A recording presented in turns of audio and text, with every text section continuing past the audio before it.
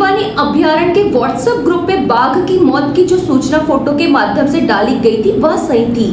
दरअसल यहाँ इसलिए कहना पड़ रहा है कि जिन 6 चौकीदारों को इस घटना के सामने आने के बाद लालबर्रा परिक्षेत्र कार्यालय में लाया गया है, उन्होंने इसकी पुष्टि की है।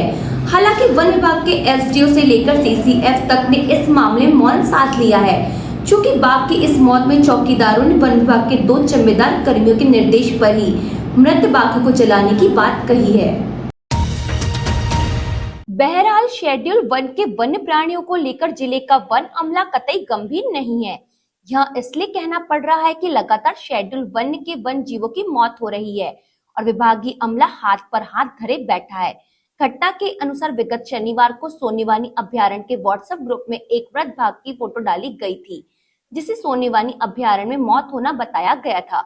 जिस मामले के सामने आने के बाद वन्य जीव प्रेमियों ने सक्रियता दिखाते हुए इसकी सूचना वन विभाग के आला अधिकारियों को दी, जिसके बाद एक वन विभाग सक्रिय हुआ और पूरे जंगल की खोजबीन में जुट गया, जिससे व्हाट्सएप ग्रुप की फोटो लोकेशन तो ट्रेस हो गई, लेकिन मृत बाघ का कोई पता नहीं चला। सोनेवानी अभयारण्य के कक्ष क्रमांक 443 से बहने वाले नाले मृत बाघ की लोकेशन के बाद विभागीय अमले ने बड़ी गंभीरता से मृत बाघ की तलाश के लिए 2 टीमों को गठित करने की बात कही और शाम होते होते 6 वन चौकीदारों को पकड़ भी लिया, जिन्हें वन परिक्षेत्र कार्यालय में लाया गया। जिन 6 चौकीदारों को वन विभाग की टीम मामले में पकड़कर लाई, उन्होंने इस मामले के कई दफन राज को खोल दिया, जिसमें उन्होंने वन विभाग के 2 कर्मियों के निर्देश पर मृत बाघ को जलाने की बात कही है। जानकारी अनुसार बाघ का शव 27 जुलाई को नाले में पाया गया था, जिसकी जानकारी चौकीदारों के देने पर बीट प्रभारी और डिप्टी रेंजर ने चौकीदारों को मामला रफा दफा करने और कुछ होने पर मामले को संभाल लेने की बात कही थी, जिसके बाद चौकीदारों ने शव को रफा दफा कर दिया। 4 जुलाई को सभी 6 आरोपियों को वन परिक्षेत्र कार्यालय वारासिनी लाया गया, जहां से सभी को न्यायालय में पेश किया गया है, जहां से सभी को न्यायिक अभिरक्षा में जेल भेज दिया गया है।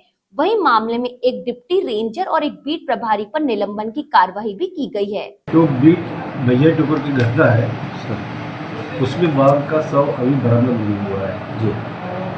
जो संदिग्ध लोग थे उनको हमने पकड़ा, पूछताछ किया तो उन लोगों ने बताया कि शव को उन्होंने जला दिया है, तो इसलिए शव बरामद नहीं हुआ, इसलिए कुछ कहा नहीं जा सकता। तो इस संबंध में कितने आरोपियों को पूछताछ के लिए बुलाया है और जानकारी मिल रही है न्यायालय में?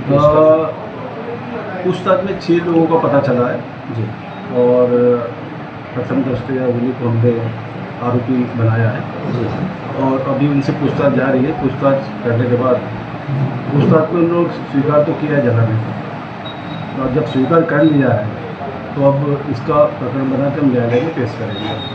सर, कुछ विभागीय अधिकारियों की भी भूमिका संदिग्ध ली जा रही है? हाँ, विभागीय